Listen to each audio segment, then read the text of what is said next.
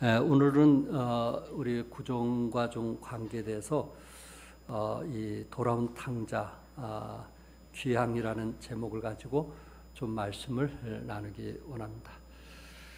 1월 13일 우리 꿈사랑 교회에서 경원 친교회가 있었습니다. 그런데 우리 성서침례교회에서 지금 후원하고 있는 또 성서침례교회 출신인 문종련 목사님이 개척을 하다가 이분이 오남 근처에 있는 그곳으로 군목으로 들어가서 지금 군인들을 함께 예배를 드리고 있습니다. 그 교회 이름이 소망교회입니다. 소망교회. 그러면서 이 젊은이들 22살, 23살 이런 젊은이들 군인들을 대상으로 설교를 할 때마다 느끼는 것이 뭐냐면은 다음 세대가 아니고 너무나 다른 세대들을 돕고 있다는 표현을 했어요. 다음 세대가 아닌 다른 세대. 이렇게 다를 수 있을까? 다른 세대를 돕고 있다는 표현을 했습니다. 그러면서 그곳에 중령인 대대장이 이제 계셨는데 이분이 그곳에 가니까 이제 군대에서 교회에 예산액이 있는데 그 예산액을 삭감했다는 이야기를 듣게 됐어요. 교회 보조하는 것을 모두 다 삭감을 한 거예요. 또 뭐 예배당이 좀 허술하고 하니까 대대장이 그래서 그런지 삭감을 했다는 거예요. 그래서 이 대대장을 이제 늘 사무실에 찾아가서 출근하면 찾아가서 인사하고 기도해주고 나오는데 이 중령인 대대장이 자꾸만 피하더라는 거예요. 이렇게 피하고 저렇게 피하고 나중에는 군목님이 오지 않았으면 좋겠습니다. 그렇게 얘기를 하더라는 거예요. 그러니까는 이분은 그 문종련 목사님은 군목으로 한 지 이제 처음 시작한 거거든요. 그 얼마나 황당하고 당황하겠어요. 이제 군목이라고 하는 그 자부심도 갖고 또 성서침례교에서 그래도 후원해서 좀 뭔가 참 의욕을 갖고 하는데 너무 당황을 했던 거예요. 그런데 하나님께서 생각나게 해서 뭐라고 했냐면은 제가 당신을 만나러 온 것은 사령관께서 가라고 해서 왔습니다. 그런 거예요. 사령관이. 예. 사령관이 나에게 지시해서 나는 당신을 여기 대표자이기 때문에 만나서 매일마다 기도해 주러 온 겁니다. 그렇게 얘기를 한 거예요.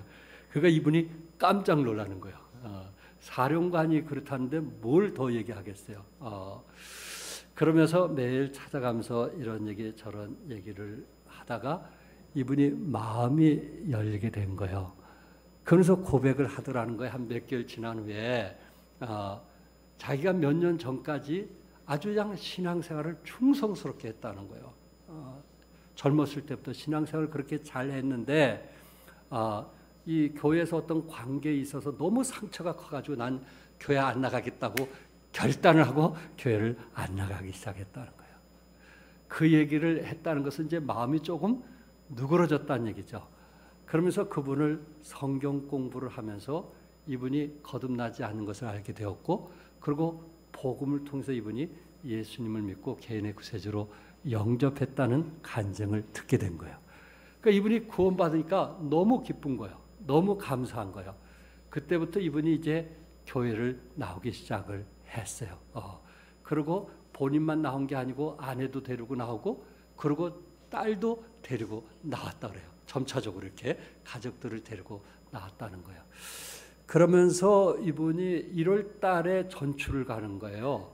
올 1월 달에 전출 가기 때문에 자기가 삭감한 그 1,000만 원을 다시 이제 그 후원하기로 약속을 한 거예요. 그러면서 목사님에게 목사님 교회 1,000만 원 그 예산이 잡혀져 있으니까 이것을 12월 말까지 쓰셔야 됩니다.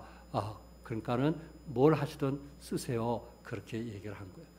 그랬을 때 문종련 목사님이 그것을 그 1,000만 원이라는 것을 생각하고 한 주 동안 기도한 후에 예배당이 너무 허술했기 때문에 예배당을 지어야 되겠다 하고 결단을 하고 우리 성서침례교 전국에 이분이 이제 소식을 알린 거예요. 예배당 그 허술한 모습 이런 거를 다 사진을 찍어 갖고 와가지고 그래서 매덕이 드는데 좀 도와줬으면 좋겠다. 그래서 십시일반으로 성서침례교에 좀 관심이 가진 그런 교회들이 후원을 했고요. 그 다음에 이 오남 근처에 일반 다른 교회인데 그곳에서 이 소식을 알고 5천만 원을 도와준 거예요. 한 교회에서. 그래서 매덕이 돼가지고 이렇게 예배당을 잘 졌어요. 우리 김기수 목사님과 몇 분들이 가서 또 직접 지어주기도 했는데 아름다운 교회를 짓게 되었습니다. 그러면서 이분이 정말 예수 믿고 자기가 복음 안에서 구원받은 게 너무 감사했고, 그리고 온 가족들이 그동안 자기가 교회 안 나감을 통해서 온 가족들이 교회를 안 나가게 됐는데 다시 자기가 신앙이 회복이 되면서 온 가족이 다시 신앙생활 하게 됐다고 목사님 감사합니다 하고 예배당 멋있게 진 후에 그 다음에 다른 곳으로 전철했다는 이야기를 들으면서 한 사람의 마음이 탕자처럼 마음문을 닫고 살았던 사람이 어떤 계기에서 다시 마음을 열고 하나님께 돌아왔다는 그런 모습을 생각하면서 우리도 이번 독립 51주년에 이런 분들도 혹시 우리 가운데 있지 않겠는가. 여러분들이 좀 예수님의 사랑을 가지고 좀 이렇게 그리스도의 향기를 나눌 수 있다면 이번에 좀 돌아올 수 있는 계기가 될 수 있기를 바랍니다. 특별히 오늘 이제 고향으로 돌아왔던 그 탕자에 대한 이야기인데 너무 잘 아는 말씀이거든요. 그런데 첫째 오늘 보니까 탕자가 아버지께로 돌아온 이유가 무엇일까? 탕자가 아버지께로 돌아온 이유, 그가 아버지와 그렇게 오랫동안 살다가 이제 아버지를 떠나서 살면서 돌아올 수 있었던 것이 무엇일까? 14절에 보니까 다 없앤 후 그 나라에 크게 무엇이 들었어요? 흉년이 들어 그가 비로소 궁핍한지라. 그러니까 탕자가 아버지께 돌아오게 된 계기가 뭐 때문에 돌아왔다는 거예요? 큰 기근, 흉년이 들어서 돌아왔다고 성경은 말씀을 하고 있습니다. 둘째 아들 탕자는 풍요를 꿈꾸면서 이제 부모를 떠났을 것입니다. 그 당시만 해도 율법에 따라서 큰 아들에게는 재산의 3분의 1을 주고 둘째 아들에게는 3분의 1을 주게 되었습니다. 그러니까 둘째 아들은 자신의 분깃을 미리 달라고 했던 것입니다. 자식을 이길 아버지가 없다 보니까 그 아들의 떼쓰는 것에 못 이겨 결국 재산을 주게 됐는데 12절에 아버지여 재산 중에 내게 돌아올 분깃을 내게 주소서. 그러니까 아버지가 그 살림을 각각 나누어 주었더니 재산을 주었다는 거예요? 안 주었다는 거예요? 주었단 말이에요. 그래서 어차피 줄 거 그럼 네가 원하는 대로 쓰라 하고 그 재산을 나누어 주었던 것입니다. 이때 그 탕자의 마음은 어떠했을까요? 이제 참 돈도 가졌겠다. 자기가 원하는 대로 자기가 뜻하는 대로 자기가 누구의 간섭받지 않고 이제 좀 마음껏 살 수 있는 어떤 기회를 얻어서 얼마나 좋아했을까라는 생각을 가져보게 됩니다. 그러나 탕자의 결과는 어떠한지 아시죠? 결국 탕자의 결과는 패배요, 절망요, 실패요, 허무함이었다는 것을 성경은 우리에게 말씀하고 있습니다. 탕자는 아버지에게 받은 분깃을 사회에 투자하면, 주식에 투자하면 더 많이 증식할 것을 생각하고 즐거움으로 콧노래를 부르면서 떠났을 것입니다. 그런데 그를 기다렸던 것은 큰 흉년으로 가난한 자가 되었다는 것입니다. 탕자는 아버지로부터 자유를 꿈꾸면서 독립선언을 하며 떠나게 됐을 때 얼마나 좋아했을까. 그러나 그를 기다렸던 것은 돼지 지엄 열매를 먹고 돼지를 치는 노예가 되었던 것입니다. 탕자는 원하는 사람들을 사랑할 수 있다는 그 꿈, 자기가 좋아하는 사람을 얼마나 사랑할 수 있다는 것, 돈도 가졌겠다, 부모로부터 자유함을 얻을 수 있었다, 이제 사랑을 꿈꾸며 떠났던 그에게 결국 돌아오는 것은 추위와 외로움이 기다리고 있었던 것입니다. 결국 아버지를 떠난 결과는 실패와 허무뿐이었다는 것을 우리에게 보여주고 있습니다. 13절에 보니까 먼 나라가 거기서 허랑방탕하여 그 재산을 낭비하더니, 허랑방탕하여 그 재산을 뭐 했다 그랬어요? 낭비했다. 그래서 자식들에게 허랑방탕한 삶을 살기 원한다면 그들이 원한 대로 돈을 주라는 말이 있습니다. 둘째 아들은 돈도 가졌겠다. 그러고 매일마다 친구들을 만날 수 있었겠다. 그리고 밤마다 마시면서 얼마나 많은 쾌락을 즐길 수 있었겠는가. 그러니까 얼마 안 돼서 그 모든 재산이 탕진하지 않았겠느냐 하는 것을 말하고 있습니다. 사실 둘째 아들은 아버지 품 안에 있을 때 진정한 자유요, 진정한 행복을 누릴 수 있는데, 둘째 아들은 부모를 떠나는 것이 자유라고 생각을 했고, 자기가 원하는 것을 하고 싶은 대로 할 때 그것이 행복이라고 생각을 했던 것입니다. 그러나 자유와 방종을 구분하지 않으면 이런 결과를 가져올 수 있다는 것입니다. 내 마음대로, 내 마음껏 어떤 권위나 질서 없이 자기가 원한 대로 산다고 해서 그것이 진정한 자유는 아니라는 사실입니다. 저도 나이가 들었지만 내가 가장 행복했을 때가 언제였을까? 결국 부모님 곁에 있을 때, 그 안에 있을 때 가장 행복했고 가장 만족스러운 삶을 살지 않았는가라는 생각을 가져보게 됩니다.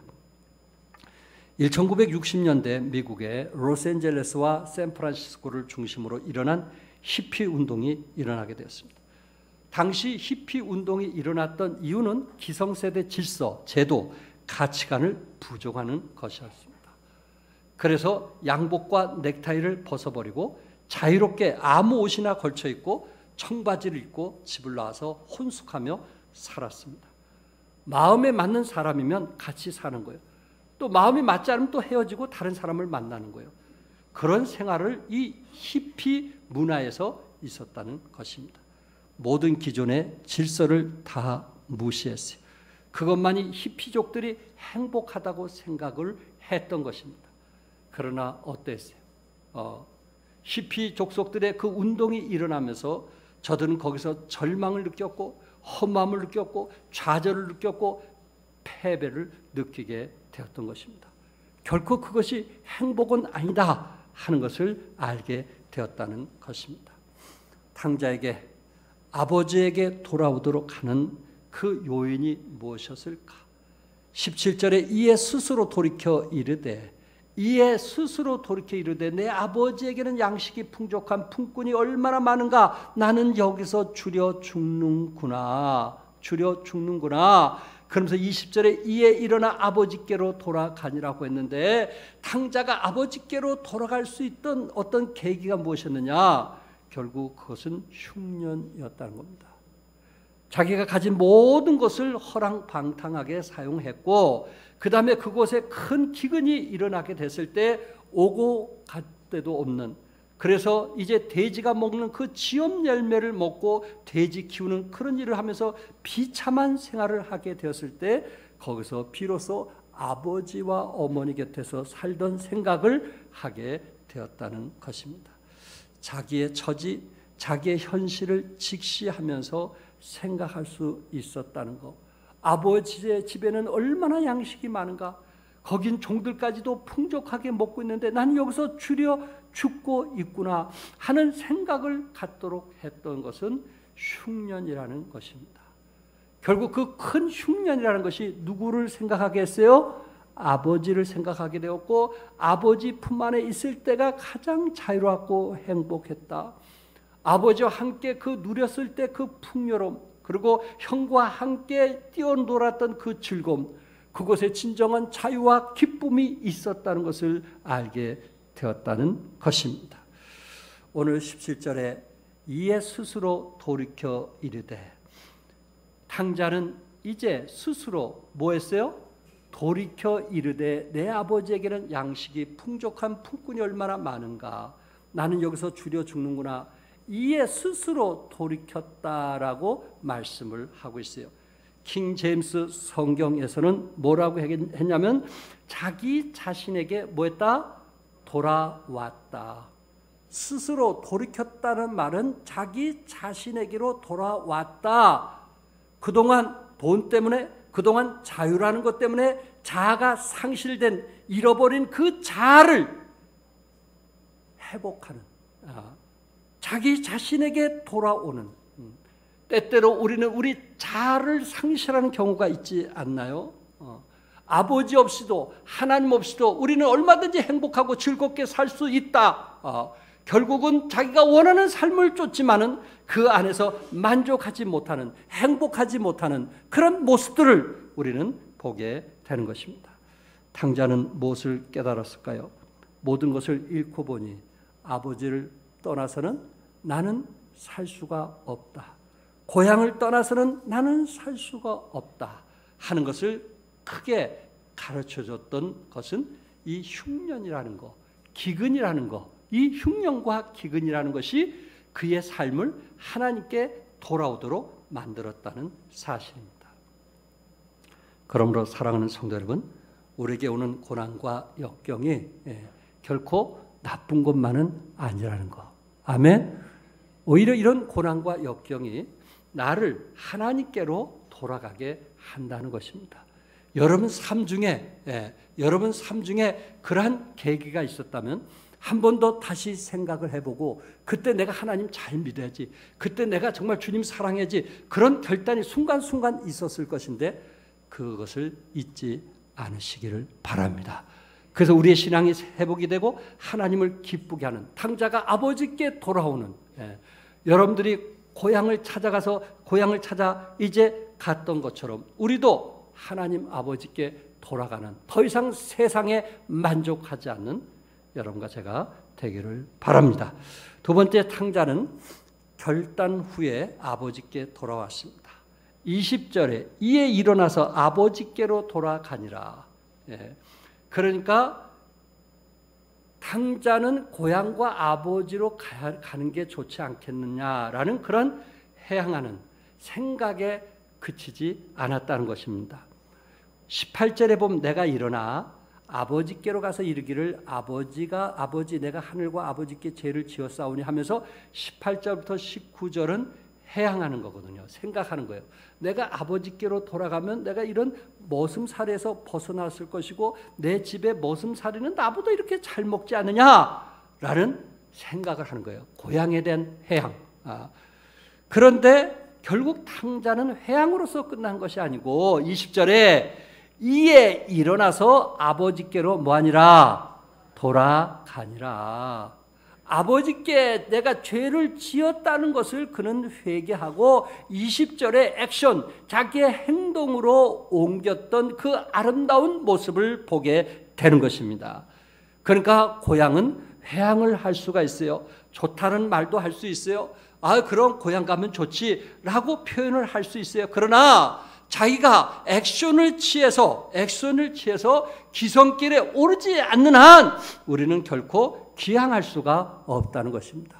행동으로 옮기지 않는 한 결국 아버지가 주시고자 하는 그 축복을 누릴 수가 없다는 것입니다. 그러니까 탕자는 결단을 했고 그리고 아버지에게 돌이키는, 실천을 하는 삶을 살았다는 것입니다. 히피 문화에 빠져서 방종하며 살던 젊은이들이 스스로 돌이켜 예수님께로 돌아오는 운동이 일어났습니다.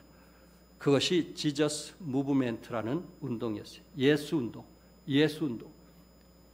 저들은 히피 운동, 청바지 입고 즐기고 자기 원하는 대로 삶을 살았던 저들이 이제 삶이 바뀌어지게 되었어요. 무언가 공허함과 허망함, 그리고 절망감, 그런 낙심을 갖게 되었을 때 이 예수 운동이 일어나게 되면서 그렇구나.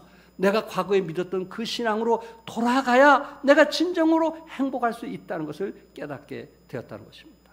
저들이 스스로 회개하고 술과 마약과 섹스에서 돌아와서 예수님을 영접한 사람이, 그 당시 수만의 사람들이 예수님을 믿고 침례에 순종하면서 변화된 삶을 살았다는 것입니다. 이때 특이한 사실은 미국에 살던 유대인들, 사실 유대인들은 하나님을 믿기 때문에 예수님을 잘 믿지 않거든요. 그런데 유대인들도 이런 생활에 졌다 보니까 수천 명씩 예수님을 메시아로 영접하는 역사가 있었다고 합니다.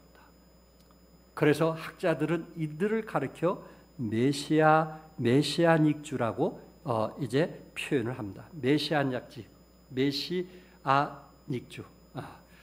그런데 현재 이스라엘에 사는 메시아닉주만 약 2만 명이고요. 미국에서는 수십만 명이 존재한다고 합니다. 원래 유대인들은 예수 믿으며 자기 족보에서 이제 떨어져 나와야 되거든요.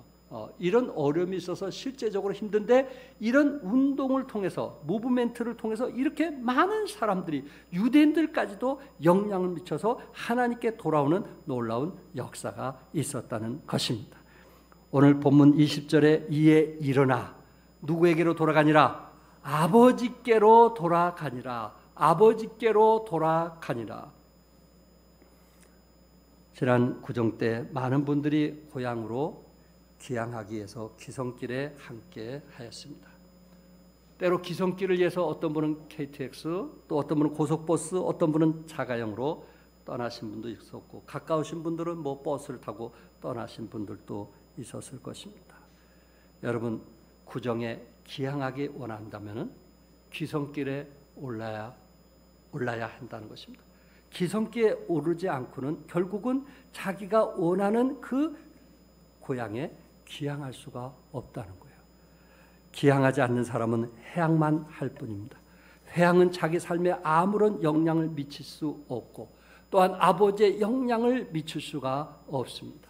우리는 회항하는 사람이 되지 말고 귀향하는 사람이 되기 위해서 우리는 기성길에 우리는 함께 동참해야 된다는 것을 성경이 우리에게 말씀을 하고 있습니다.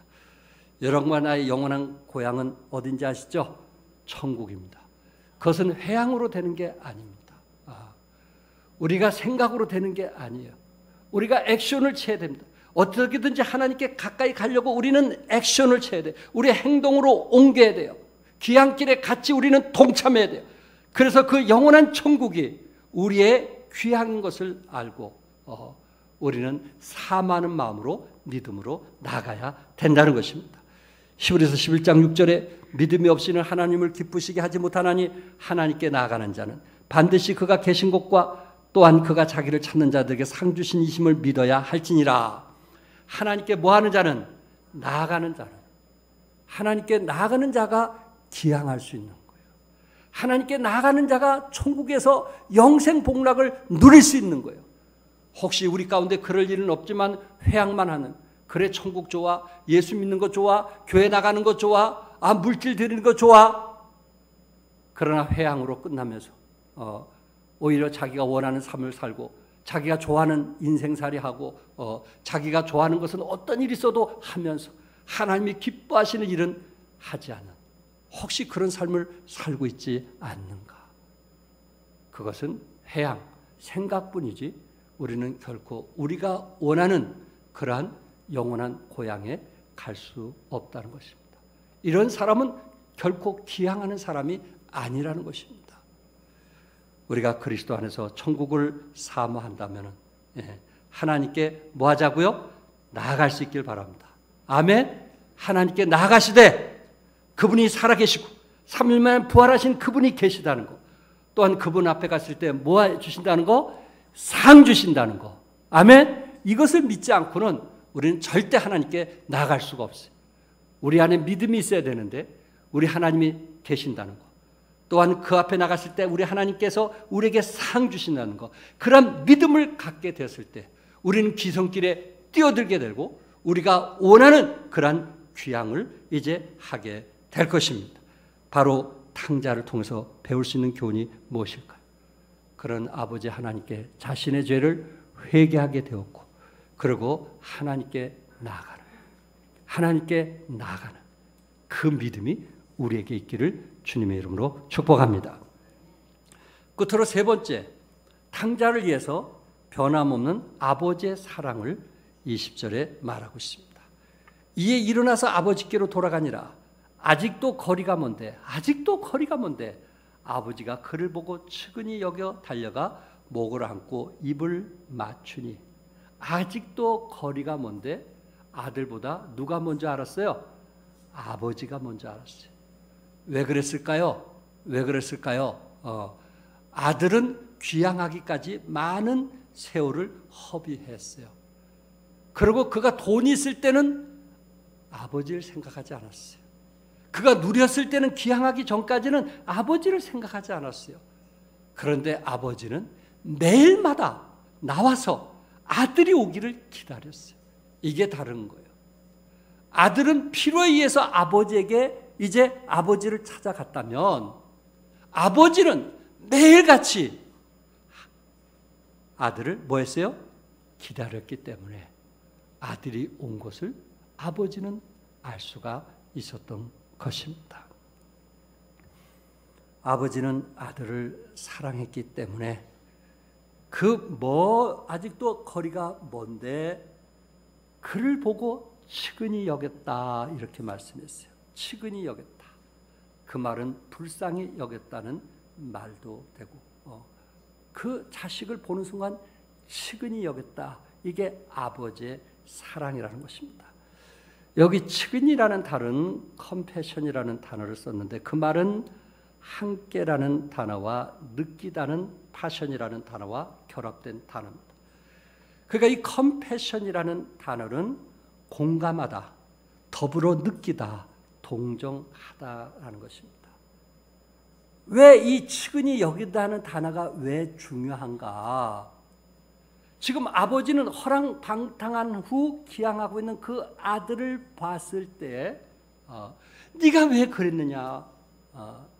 네가 잘 산다면서 아버지 품에 떠났을 때 네가 하고 싶은 일 다 한다면서 왜 돌아왔느냐? 하고 옳으냐 그르냐를 논하는 그런 아버지가 아니었단 말이에요. 이 측은히 여겼다고 하는 것은 그 탕자가 돌아오기까지 그 마음에 힘들고 어렵고 자기의 잘못을 뉘우치는 그 마음을 아버지는 그대로 공감하고 동정했다는 것입니다. 옳으냐 그르는 것을 말하려고 한 것이 아니고 네가 그럼 나에게 잘못했지 나에게 그럼 그렇게 말하라 그런 것이 아니고 아들이 돌아온 그 자체를 아버지는 그냥 받아주면서 아들의 마음을 뭐 했다고요? 공감했다. 이해했다. 그 아들이 힘든 것처럼 아버지도 그 힘든 것을 이해하고 받아들였다는 말입니다. 이게 아버지의 사랑이에요. 이게 어머니의 사랑이에요. 부모의 사랑은 논하지 않아요. 자식은 논할 수 있어요. 옳으냐 그르냐 논할 수 있어요. 그러나 부모의 사랑은 옳으냐 그르냐 논하는 것이 아니고 얼마나 힘들었을까. 객지에 가서 얼마나 고통스러웠을까. 아버지를 떠나서 이가 얼마나 갈 데가 없으면 나에게 돌아왔을까. 있는 그대로 그 자식을 품에 안고 받아주는 것. 그것이 바로 측은히 여기는 거예요. 그런데 우리 하나님은 우리를 있는 그대로 뭐 하시는 거예요? 받아주시고 용서하시고 사랑하시고 네가 그럴 수밖에 없다는 거 내가 이해한다. 그냥 받아주니까 오늘도 하나님 은혜 보좌 앞에 담대히 나감을 믿으시기 바랍니다. 예수님께서 가르쳐 주신 하나님 아버지의 마음을 가장 잘 볼 수 있는 것은 탕자의 비유라고 합니다. 집을 나간 탕자보다는 측은히 공감하게 동정하는 아버지의 사랑을 말하고 있습니다. 복음의 핵심, 오늘 본문에서 우리에게 가르쳐주고자 하는 탕자를 통해서 우리에게 가르쳐주고자 하는 복음의 핵심이 무엇일까요? 이 본문은 탕자가 본문이 아니라는 거예요. 탕자가 아니고 지금 아버지는 아버지의 아들로서 받아들였다는 거예요. 그러니까 탕자가 돌아왔을 때 아버지는 탕자로 본 것이 아니고 아버지의 뭘로? 아들로 봤다는 거예요. 이게 중요한 거예요. 탕자로 보면 비난해야지. 탕자로 보면 옳은 것과 그런 것을 논해야지. 그래 다시는 네가 나가지 않으니까. 그런데 여기에 복음의 핵심은 아버지는 탕자로서 받아들인 것이 아니고 하나님의 아들, 아버지의 아들로서 있는 그대로 받아주었다는 말씀입니다. 2000년 전에 오신 우리 예수님도 우리 허물 많은 여러분과 나를 있는 그대로 받으신 거 믿으시기 바랍니다. 우리가 생각한 것처럼 옳은 것과 그런 것을 따지기 좋아한다면 어느 누구도 하나님 앞에 갈 사람은 없을 것입니다. 그러나 하나님은 우리 있는 그대로 우리를 받아들이기 위해서 2000년 전에 예수님을 이 땅에 보내주셨고, 그리고 고난당하셨고 피 흘리셨고 여러분과 나를 위해서 대속하셨다는 사실입니다. 21절에 아들이 이르되 아버지 내가 하늘과 아버지께 죄를 지었사오니 지금부터는 아버지 아들이라 일컬음을 감당하지 못하겠나이다. 아버지 아들이라 일컬음을 감당하지 못하겠나이다 하고 탕자는 고백했지만은 역시 아버지는 과거를 묻지 않고 아들을 있는 그대로 용서했고 아들 그대로 회복시켜 주었다는 사실입니다. 그가 어떠한 죄를 져도 아버지는 그가 내 아들이 아들로서 회복시켜 주었다는 사실입니다.